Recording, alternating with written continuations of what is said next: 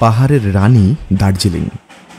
দার্জিলিং বেড়াতে এসে আপনি যদি টয় ট্রেনে না চাপেন অথবা কেভেন্টারে বসে কফির কাপে চুমুক না দেন তাহলে তো পুরো ট্রিপটাই অসমাপ্ত থেকে যাবে।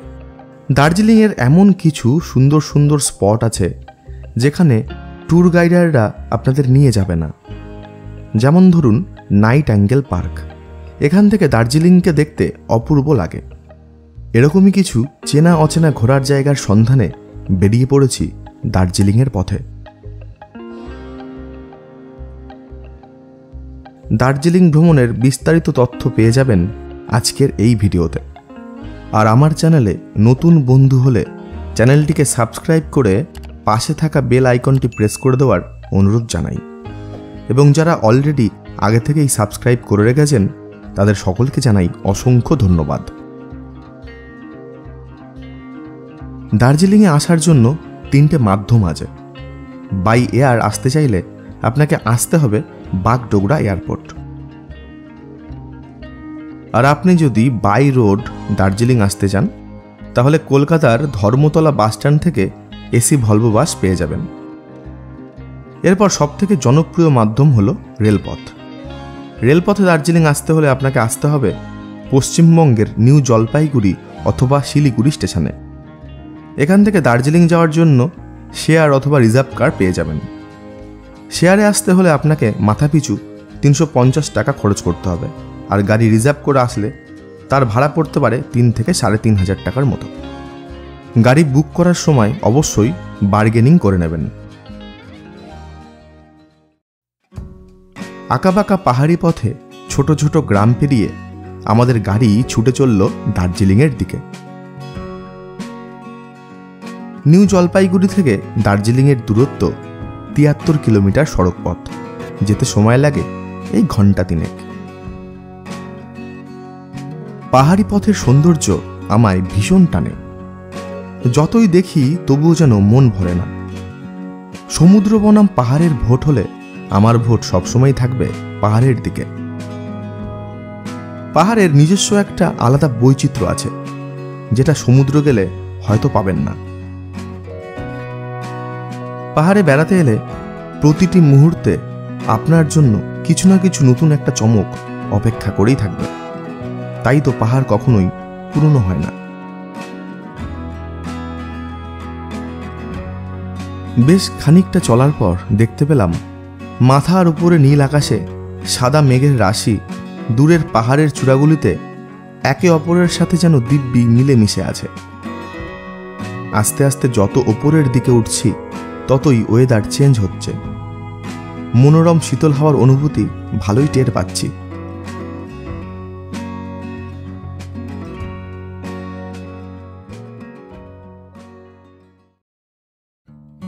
তিন থেকে 3.5 ঘন্টার মধ্যেই পাহাড় দেখতে দেখতে আমরা পৌঁছে গেছিলাম দার্জিলিং ম্যালে। এই ম্যালেই রয়েছে নানান ধরনের নানান দামের বাজেট হোটেল। ম্যালে হোটেল ভাড়া তুলনামূলক একটু বেশি হলেও এখানে থাকার একটা বেনিফিট আছে। সেটা হলো ম্যালে থাকলে আপনি হাঁটা পথেই বেশ কয়েকটা লোকাল সাইট সিন ঘুরে নিতে পারবেন। ম্যালে হোটেল না পেলে দার্জিলিংয়ের চৌরাস্তা, চকবাজার অথবা গান্ধী রোড এরিয়াতেও হোটেল নিয়ে থাকতে পারবেন। সমগ্র দার্জিলিংয়ে অগণিত হোটেল আছে। এখানে পার নাইট 800 থেকে 1000 টাকায় ভালো রুম পেয়ে যাবেন। হোটেলে একটু বিশ্রাম নিয়ে চলে আসুন মহাকাল মন্দির দেখতে। ম্যালের ঠিক পেছনেই অবজারভেটরি হিলের ওপরে এই মন্দিরটি অবস্থিত। 1782 খ্রিস্টাব্দে লামা তোরজি রিংজিং এই শিব মন্দিরটির প্রতিষ্ঠা করেন। তারপর থেকেই স্থানীয়দের কাছে এই মন্দিরটি একটি পবিত্র জায়গা হিসেবে পরিচিতি লাভ করে। এই মহাকাল মন্দির চত্বরে মহাদেবের মন্দির ছাড়াও হনুমান মন্দির, কালী মন্দির এবং মা সরস্বতীর মন্দিরও দেখতে পাবেন।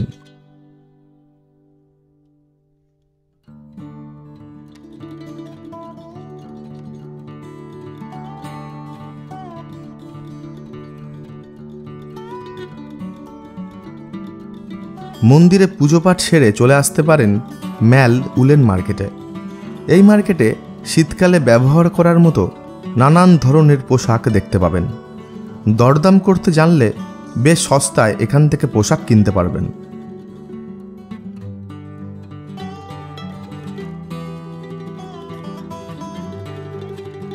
রাত্রি 8টা বাজলেই ম্যালের দোকানপাট আস্তে আস্তে বন্ধ হওয়া শুরু হয়ে যায়। রেস্টুরেন্ট এবং বারে যেতে চাইলে আপনাকে কিন্তু রাত্রি 8টার আগেই যেতে হবে।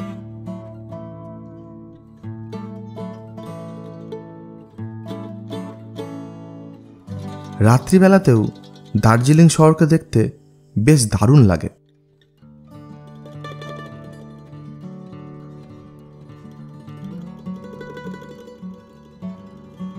দ্বিতীয় দিন সাইট সিন করার জন্য হোটেল থেকে শেয়ার অথবা রিজার্ভ কার পেয়ে যাবেন। ঘোরার জন্য 7 পয়েন্টস অথবা 11 পয়েন্টস আপনি পছন্দ করতে পারেন। এর জন্য আপনার খরচ হবে মাথাপিছু 1000 থেকে 1200 টাকা। আমরা প্রথমেই চলে এসেছি দার্জিলিং স্টেশন দেখতে। এখান থেকেই NJP to Darjeeling toy train চলাচল করে।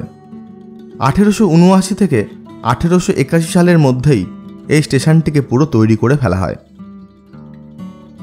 IRCTC ওয়েবসাইট থেকে আপনি দার্জিলিং টু ঘুম অবধি জয় রাইড বুক করতে পারবেন।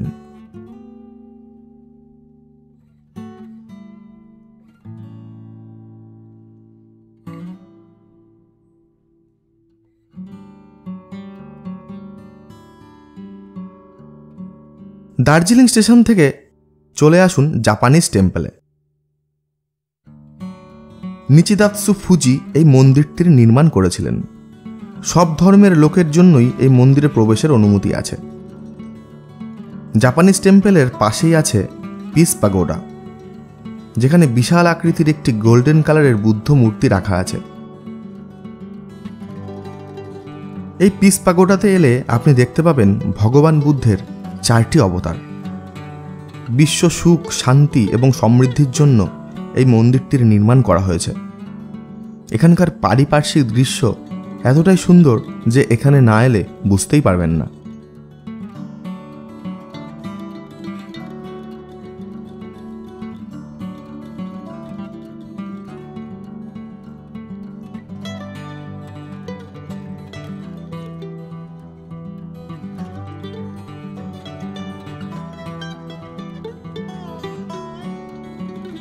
এরপরে দেখে নিতে পারেন ডালি মনেস্ট্রি।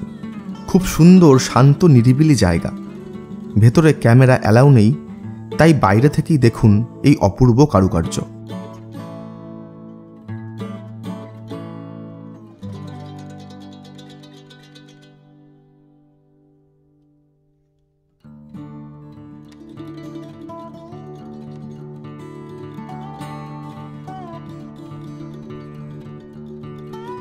দার্জিলিংয়ের আরেকটি খুব জনপ্রিয় জায়গা হলো বাতাসিয়া লুপ।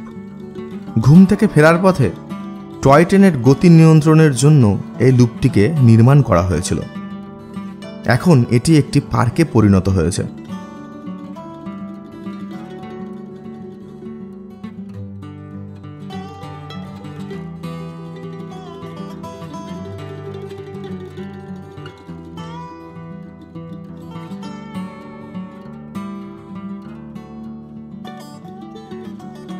এই বাতাসিয়া লুপ থেকে আকাশ পরিষ্কার থাকলে কাঞ্চনজঙ্ঘাকে খুব ভালোভাবে পরিষ্কার দেখা যায়।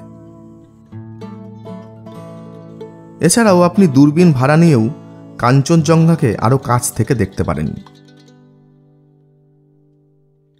বেশ কিছুক্ষণ দাঁড়াতেই চোখে পড়ল একটি কয়লা চালিত টয় ট্রেন, যেটি ঘন ঘন মিষ্টি আওয়াজ করে পাড়ি দিয়েছে ঘুমের পথে।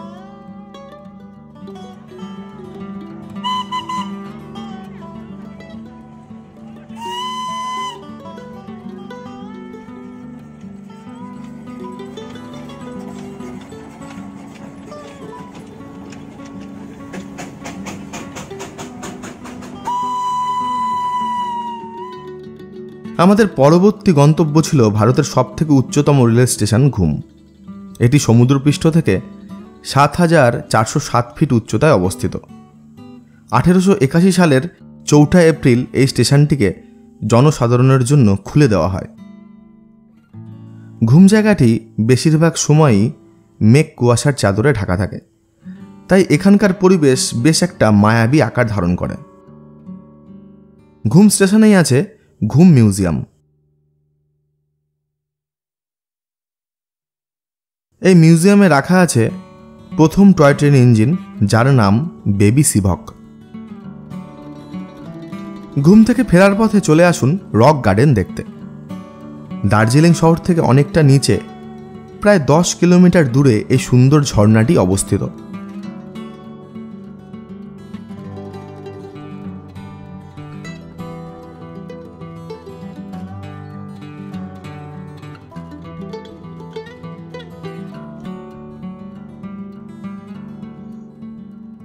রক গার্ডেনের সৌন্দর্য উপভোগ করে চলে আসুন আজকের দিনের শেষ গন্তব্য অরেঞ্জ ভ্যালি টি এস্টেট দেখতে। দার্জিলিংয়ে উৎপন্ন উৎকৃষ্ট মানের চা পাতা বেশিরভাগটাই এই বাগান থেকেই তোলা হয়। দেখতেই পাচ্ছেন পাহাড়ে ঘেরা এই সবুজ চা বাগানের সৌন্দর্য কতটা সুন্দর। এই জায়গাটি কিন্তু ফটোগ্রাফির জন্য বেস্ট অপশন।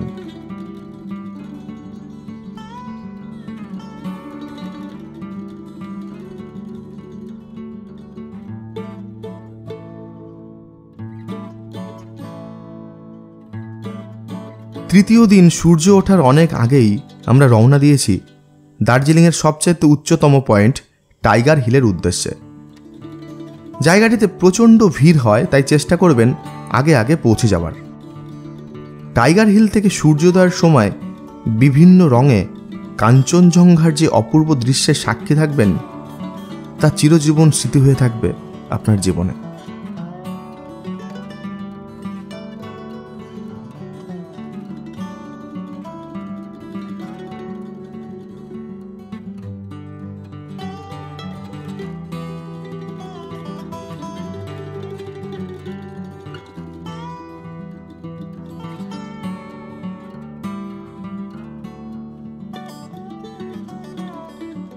সানরাইজ দেখে ব্রেকফাস্ট করার জন্য চলে আসুন কেভেন্টার্সে।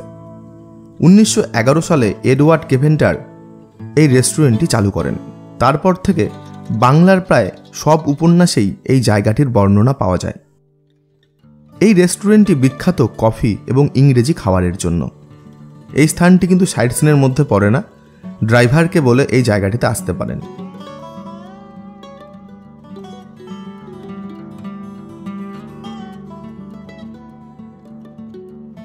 এরপরে চলে আসুন Padmaja Naidu Himalayan zoological park দেখতে। চিড়িয়াখানাটি খোলা থাকে সকাল 8:30 থেকে বিকেল 4টে অবধি। এই জুলজিক্যাল পার্কটি ভারতের সবচাইতে উচ্চতায় অবস্থিত। এর উচ্চতা 7000 ফিট। এই পার্কে এলে আপনি দেখতে পাবেন স্নো লেপার্ড, হিমালয়ান উল্ফ এবং বিলুপ্ত প্রজাতির রেড পান্ডা।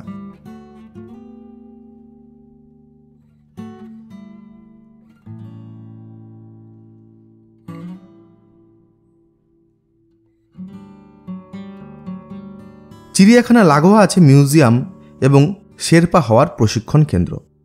কিভাবে পাহাড়ে চড়বেন তার ট্রেনিং করানো হয় এখানে। সময় থাকলে ঘুরে দেখে নিতে পারেন।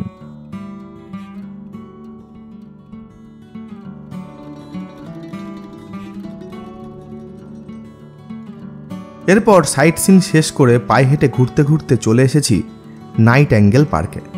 ম্যাল থেকে দূরত্ব হাঁটা পথে 1.5 কিলোমিটার। এখানে আসার পর মুগ্ধ হয়ে গেছি এখানকার পরিবেশ দেখে। এই পার্কে বসে আপনি দিব্যি ঘন্টার পর ঘন্টা সময় কাটিয়ে দিতে পারেন। দার্জিলিংয়ে বেড়াতে এলে অবশ্যই এই জায়গাটি ভিজিট করুন। শান্ত নিরিবিলি পরিবেশ আপনাদের ভালো লাগবে। আশা রাখবো দার্জিলিং ভ্রমণের ভিডিওটি আপনাদের পছন্দ হয়েছে। যদি পছন্দ হয়ে থাকে তাহলে মতামত জানাতে ভুলবেন না। আজ এখানেই শেষ করছি। খুব তাড়াতাড়ি আবার ফিরে আসবো আরেকটি নতুন ভ্রমণের ভিডিও নিয়ে। ততক্ষণ ভালো থাকুন এবং সুস্থ থাকুন।